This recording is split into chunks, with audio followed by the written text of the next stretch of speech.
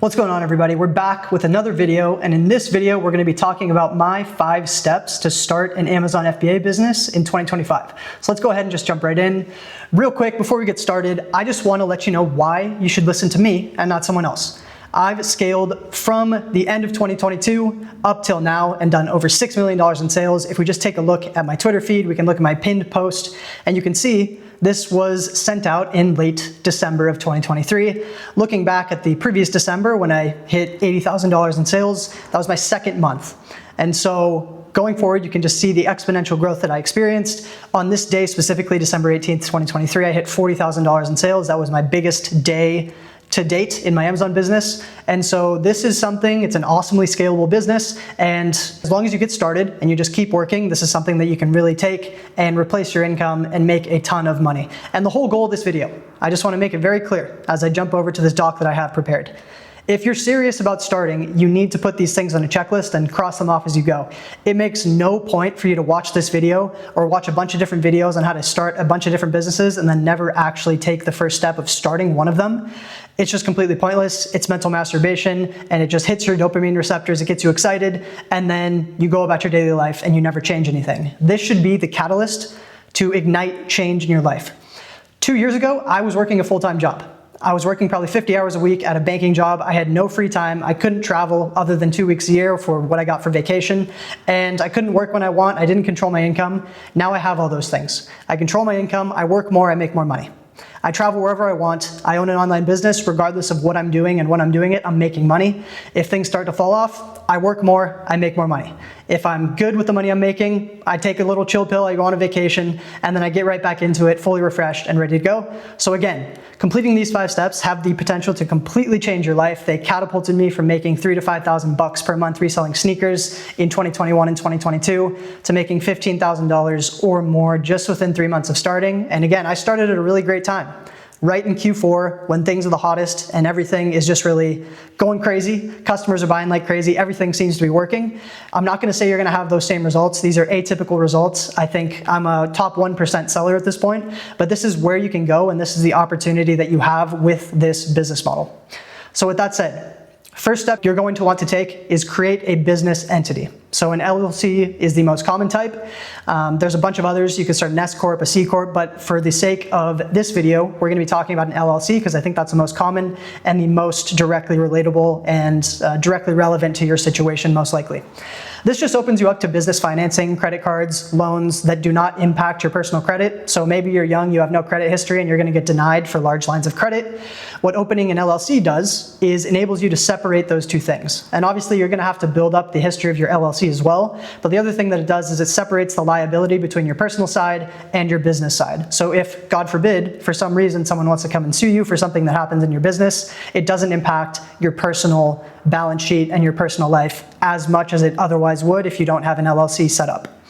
I personally paid Stripe Atlas $500 back in 2020 to have them create my LLC, and there are a variety of cheaper ways. I'm guessing most people aren't going to want to spend $500. I was making money from reselling sneakers, and so I just said, okay, give me my LLC. I want to have this set up, and I don't want to be operating just as an individual anymore. And I didn't have time because I was doing this full-time in college when I first started scaling both sneakers, and then when I started Amazon FBA, I was working a full-time job. So I've always been limited on time, but making good money either from working or from side hustling. So this is Stripe Atlas right here. And again, this is the super expensive option that you have for creating your LLC. I do think there are better options. I list a couple of those here. One is LegalZoom. So they have a variety of different tiers. You have the basic option where it's probably going to be a lot more manual effort.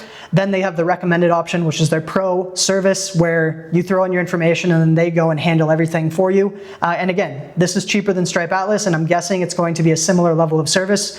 And then they also add in that you're going to have to pay state filing fees. Those are, I think, at the most $100. So all in, if you want to do LegalZoom, it's probably going to cost you around $350.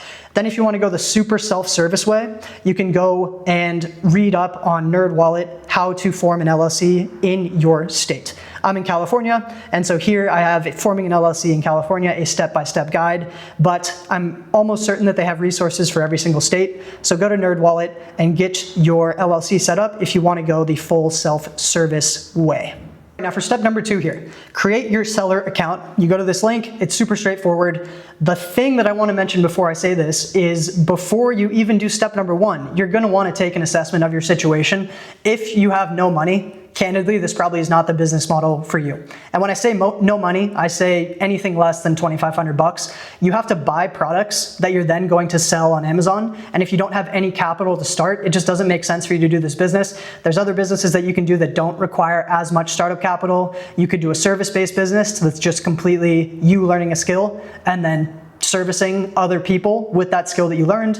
You know, things like copywriting, you could do sales funnel creation, you could get into sales, you could go to a job. But on an inventory-based business like Amazon FBA, I don't think it's wise at all if you have no money to just try and start this, and you will not have any success. So as long as you pass this requirement, you have some startup capital, you have at least $2,500, I think you're okay to get started. I first started reselling sneakers with $2,000 in my bank account. I've now done over $10 million in sales in the past 6 years. So you don't have to start with a lot, but you do need at least something to get started. That said, you're going to want to go with a professional seller account, most likely. It's $40 per month, and so if I just pop over here to sell.amazon.com/sell, this is where you actually get signed up. The reason you're going to want to go with the professional account is that with the individual plan, which is the other plan that's offered, individual and professional, with individual, you get charged on a per unit basis. So you're gonna get charged 99 cents every single sale that you make. You're not starting Amazon FBA to make less than $40 a month and to sell less than 40 units per month. So if you're gonna get into this business, you're gonna wanna pay for the professional plan. I know it's gonna seem really expensive, $40, ooh, that's, you know, catching me off guard. I know it's a little bit of an investment, but that said, if you're already starting the LLC, if you want to make the scale, it's just pressure that will push you to scale your store faster, to learn faster, and to start making money faster. So I would recommend going with the pro plan. If you want to go with the individual and you just want to get your bearings, you can go with the individual plan and just get started, start learning, start making some purchases after you sell some of your first items. Once you're comfortable, then you can always upgrade to the professional plan after the fact. It's super easy. You're going to want to take note of a few things. Here are the requirements. You need a business email address or Amazon customer account. You need an internationally chargeable credit card. Almost all credit cards are internationally chargeable. You think any Visa, MasterCard, Amex card, you're totally fine. Government ID, tax information, phone number, and a bank account where Amazon can send you proceeds from your sales. And so just for an idea of timeline as well, your account creation process does take a little while. Amazon's gonna have to jump on a video call with you, so something like a Zoom call, and verify your information, verify who you are, because they can't just accept anyone. They want to limit sketchy people from doing business and selling products on their platform. And so they're just going to need to talk to you. You're gonna have to hold up your ID and show them like this, hey, here's my ID, and this is who I am. They're gonna take pictures of your face, all these kinds of stuff before you actually get set up. So it does take a couple weeks. So if you're looking to get started as soon as possible, go and get these first 2 steps done right now, and then come back to this video. Third, you're going to want to work on getting ungated for the brands that you'd like to sell. There's some popular categories for online arbitrage sellers, so people that are looking to buy stuff online and flip it on Amazon. That's called online arbitrage. Those 2 categories are beauty and personal care and shoes and clothing. Those are typically considered the lower hanging fruit categories. And so there's typically lots of discounted sales, lots of opportunities, but it also comes with increased competition, undercutting, and typically a lack of sustainability for the leads that you find. That said, some popular sites that you can use to get ungated, footlocker.com and academy.com are good for shoes and clothing. Kohl's.com is good for beauty and personal care specifically, but typically if you buy anything on Kohl's.com, you will get an invoice in the box they ship to you. And so you're typically able to get ungated using that invoice. For toys, you can use a site like EE Distribution, and then grocery, you can use a website like Faire. So go to faire.com and I'll just pop up a couple of these. Foot Locker, you go buy anything. There's typically requirements on how many units you have to buy that I'll talk about in just a minute. But you go here, you buy the minimum number of units, and then you submit your invoice and you can get ungated to sell these brands. Same with Faire. So tons of different food and drink, and I guess just generally, there's a whole bunch of different stuff here. But I typically have looked at the food and drink wholesale because I also use Faire for my personal life, full disclosure. So popping back to the doc here, there are some requirements that your invoice has to meet, and so I have them right here laid out. It has to be dated within 180 days of when you're submitting your application.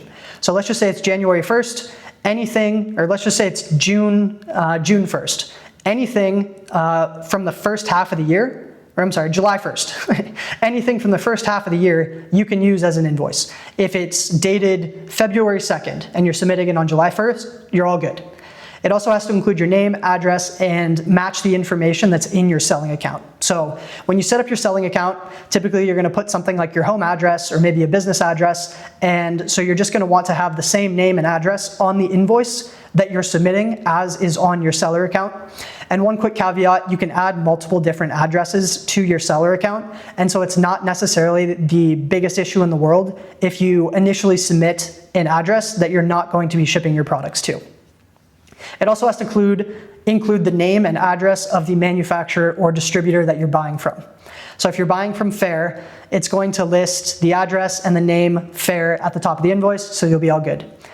And then you have to have a minimum required number of units. So for this specific screenshot that I took, show the combined purchase of at least 10 units. Some of those minimums have been raised more recently, so for some brands, you're going to need to buy 10 units and have that on your invoice. For other brands, it's going to be up to maybe 100 units, or maybe 200 units, 300 units. And those brands that require larger unit minimums are typically the brands that are more highly sought after, that have more sellers going after them and typically present better opportunities, which is why it will sometimes require a little bit more of an investment to get that ungate actually taken care of. Now, before jumping into step number 4, guys, I do have to point out something that I've been working on that's pretty special and I think will help a lot of you. If you take a look at my screen, I've set up a completely free group that will help people get started selling on Amazon. It's called New Age FBA. And if we just scroll down here, you see you get all these guides and info, and you get this access to Amazon software tutorials that I don't post anywhere else. And you also get access to a Discord group where you can come and interact with me and my friends and other business owners, all of which have done tons and tons of sales, millions of dollars in sales just within the past year. So you get access to me on a personal level. You also get access to them and everything that they know, all of their knowledge. If you have questions and you want to interact and network with other like-minded sellers, probably just like yourself, come join New Age FBA. I'm gonna drop a link down in the bio below, but otherwise here it's wap.com/join-new-age-FBA/. That's a mouthful, link down below. Don't worry about trying to type that out in your browser. Now for step number 4, you're gonna wanna purchase a Keepa subscription. Keepa is an analytical software. It shows you price history, sales volume, number of sellers, and a bunch of other information that is completely necessary when you're making any purchasing decision for any product that you want to sell on Amazon. If I jump over to Keepa's site, you can see that they have detailed price history charts for over 5 billion Amazon products, and that's 5 billion with a B. And it's completely necessary information. You need to be looking at the past history of how a product has performed and to really gauge if it's going to be a good opportunity or not. Need to get a Keepa subscription. It's roughly $20 per month.